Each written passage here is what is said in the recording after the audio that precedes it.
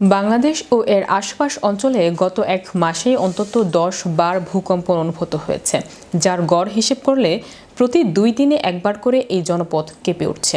বিশেষ করে গতকাল শুক্রবার জুমার নামাজের পর 5.4 মাত্রার কম্পন এবং এর আগে গত নভেম্বর নরসিংদীতে 5.7 মাত্রার ভূকম্পন জনমনে বড় ধরনের বিপর্যয় আতঙ্ক তৈরি করেছে।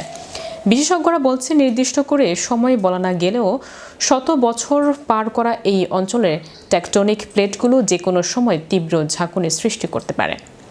ভূকম্পন বিশেষজ্ঞ অধ্যাপক ডক্টর মোহাম্মদ জাহাঙ্গীর আলমের মতে, ভূগর্ভস্থ প্লেট বাউন্ডারিতে প্রতিনিয়ত শক্তি সঞ্চিত হয়। এই শক্তি জমা হতে হতে যখন আর জায়গা পায় না, তখন তা বিস্ফোরণ ঘটিয়ে বের হয়ে আসার চেষ্টা করে।